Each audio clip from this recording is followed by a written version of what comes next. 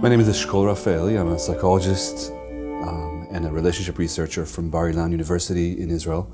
And I've been involved with the Hope and Optimism initiative for the past couple of years as one of the grantees on the social science side.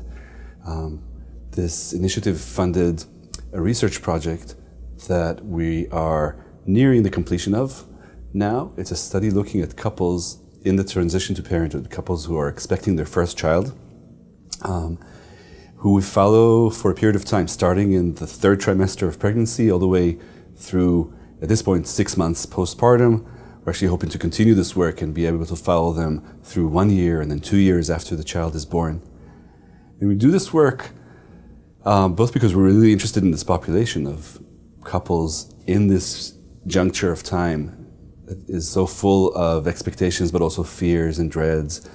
So we're interested in the population, and we're also interested in this quality of hope and in trying to see through use of this population to see something about the nature of hope, to try and understand something about what is hope at the level of not just one individual, but in this case a couple or a family, an emerging family. We have 3 premises that guide our work. 2 of them are already underway, and the third one is more of a future direction that we're hoping to pursue. The 2 that are underway are looking at hope as more than just a stable quality, an individual characteristic that differentiates one person from another, or maybe one couple from another, and instead recognizing that hope has this fluctuating component to it, that it could change over time, that there are ways in which the stability or instability in it, beyond just its set level, could be really interesting and important. So this dynamic quality of hope is one thing we're looking at, and we do that by having these partners, these couples, tell us about their hope, expectation, and optimism repeatedly. We do this both in the long range of things, so following them from prepartum through postpartum over the course of these basically 9 months, from the third trimester through 6 months after birth. But also for a period of time, around 3 months after they give birth, we have them complete daily diaries for a period of 3 weeks where we look at fluctuations on a daily basis. We ask them to report their own feelings and to impute feelings about their partner so that we'll be able to see how these things change from moment to moment.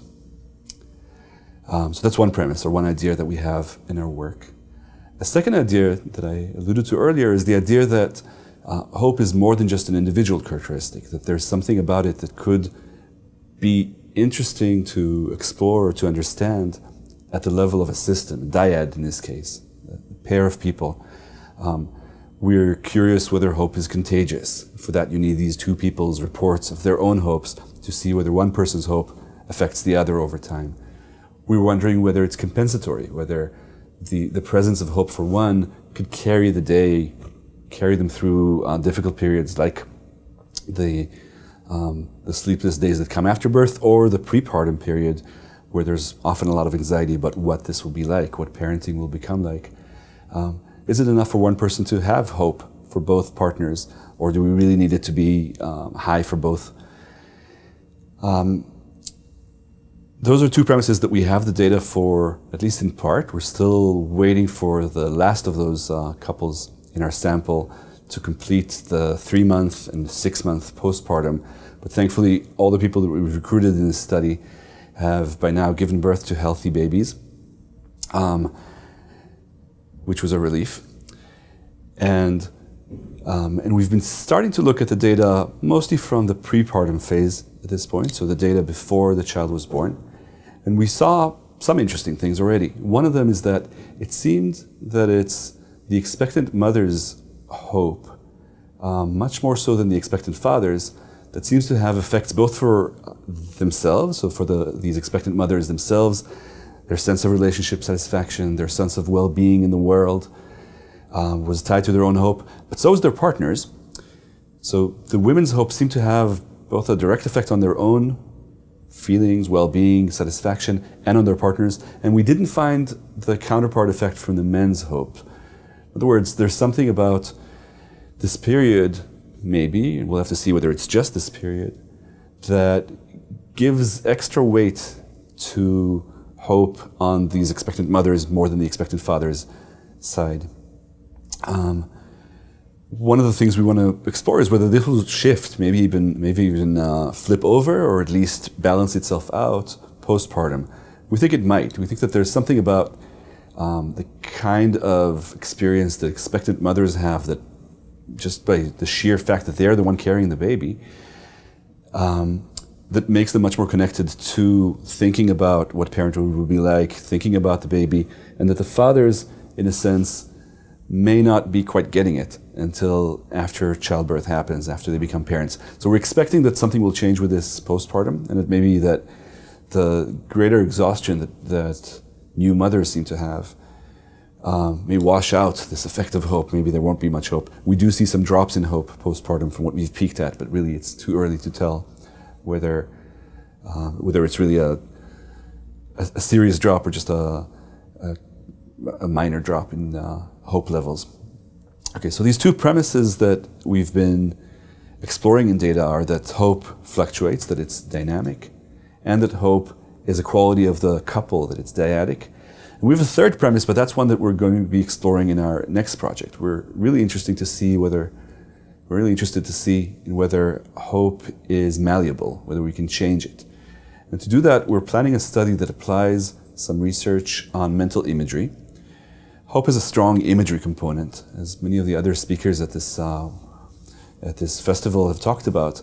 There's a daydreaming component, there's an imaginal component to hope, and we are emphasizing this imaginal component in this next piece of our work.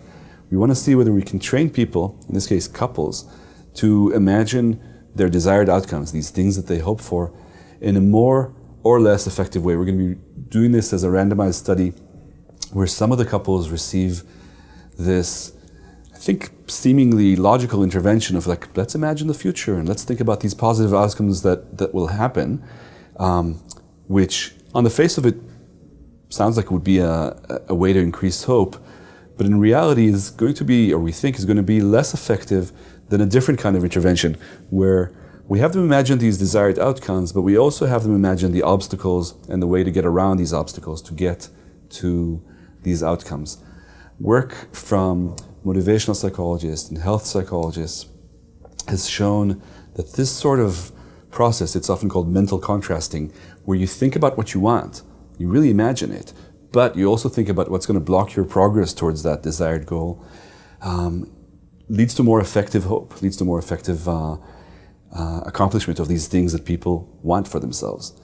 We want to see whether this happens here.